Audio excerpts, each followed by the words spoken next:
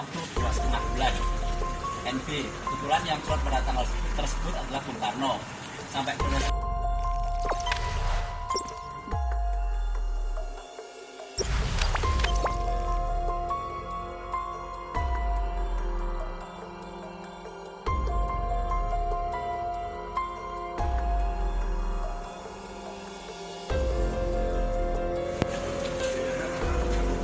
Assalamualaikum warahmatullahi wabarakatuh.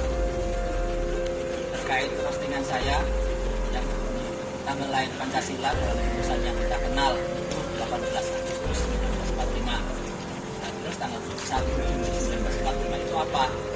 Tanggal trotnya. Nah, dari trot sampai lahir tersebut waktu 2,5 bulan. NB, kebetulan yang trot pada tanggal tersebut adalah Bung Karno. Sampai proses lahir dia melibatkan beberapa cowok yang lain.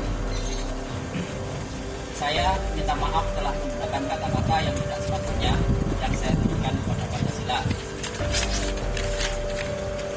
yang telah meresahkan masyarakat luas. Kemudian saya juga minta maaf kepada Ormas Pemuda Pancasila yang merasa tersakiti akibat postingan saya yang tidak patut mengenai negara ini, yaitu Pancasila. Dan saya sanggup tidak akan mengulangi perbuatan saya lagi. Demikian pernyataan saya ucapkan dengan ikhlas dan sepenuh hati. Terima kasih. Assalamualaikum warahmatullahi wabarakatuh.